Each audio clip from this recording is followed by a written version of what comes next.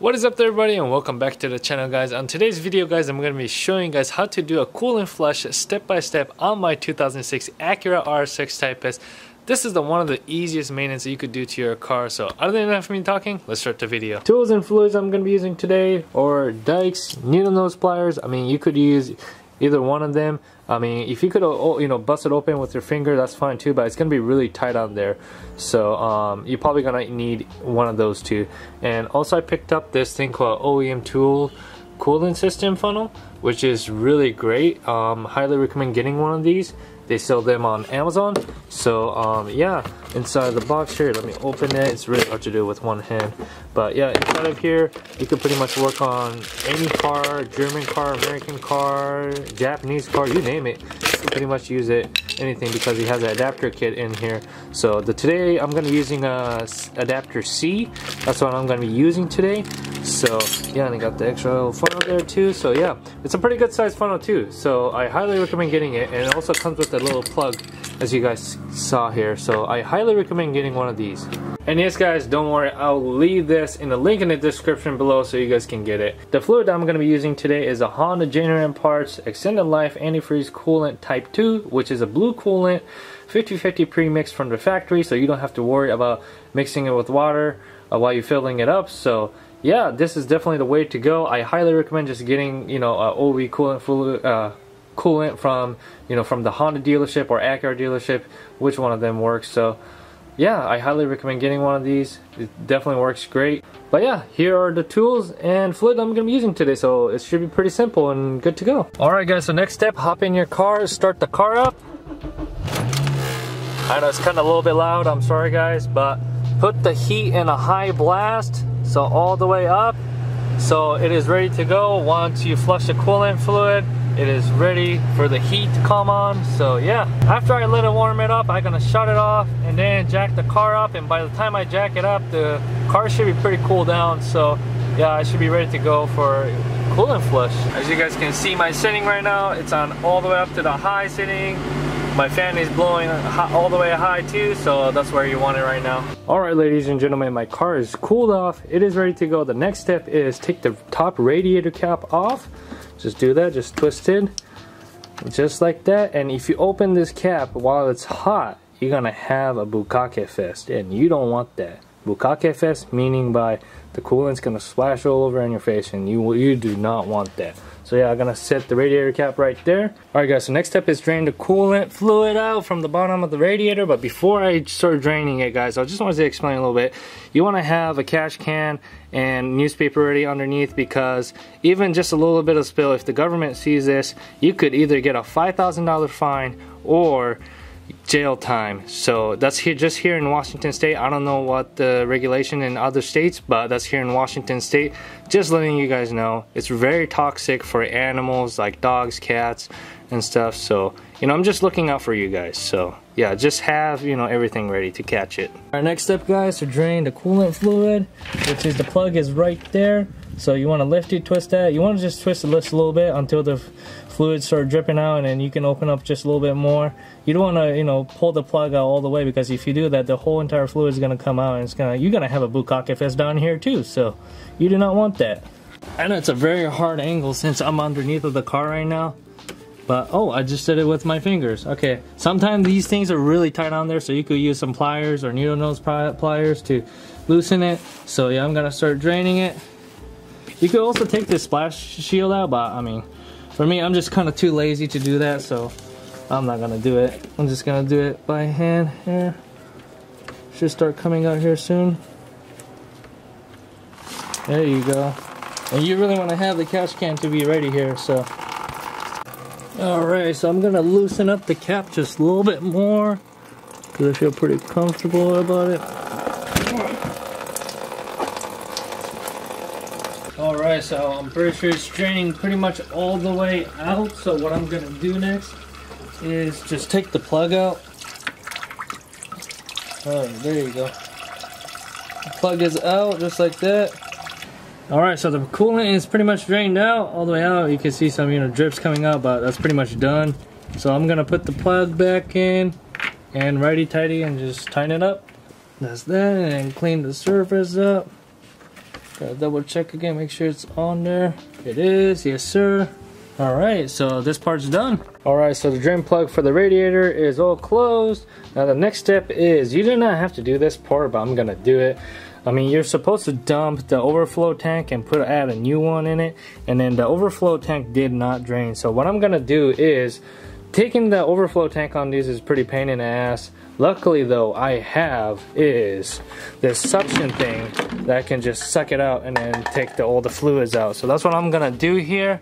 The Mighty Vac model MV7400. You could pick this up over at Harbor Freight. They always have them in the stock. So yeah, I'm gonna use that to suck it out. Ladies and gentlemen, so what I'm gonna do is just feed the hose through here. Again, you do not have to do this part, but I'm pretty anal about maintenance and stuff, so I just like to do it. Alright, so now it's fed through. I'm just gonna pump it, and then it should come out. That's pretty much all the fluid out.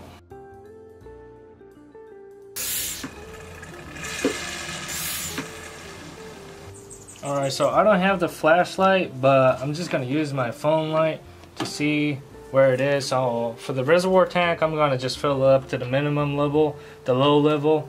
So I'm just gonna fill it up to that line all the way up, and then see how it goes. That should be good. Let me check real quick.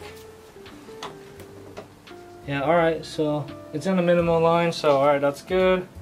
The reason why I didn't fill the fluid all the way up on the reservoir tank is that next step I'm gonna be doing is filling up the coolant through the radiator. So there's gonna be some leftover on it, so all the leftover I want to transfer that to the reservoir tank. So alright, next up guys, I'm going to be using the OEM Tools cooling system funnel that I showed you guys in the beginning part of the video. So I'm going to be using adapter C, which is these. There's A, B, this is C and D, and I think it goes all the way on to E. I'm not sure, but there's quite a bit of different adapters for it, for, you know, pretty much like I said, for German, Japanese, domestic cars. So yeah, so but today I'm gonna be using the adapter C, as you guys can see these nuts here, right here, and then this adapter as well. This is part of it. This is adapter C. So what you want to do next is slide the radiator cap looking thing over, and then you just put it on to the system here. Just like that, and then lock it in place, and then add the funnel, and then pretty much you could start filling up the coolant. I'm assuming it's just gonna take the whole entire jug up. It's not leaking from the side or anything at all.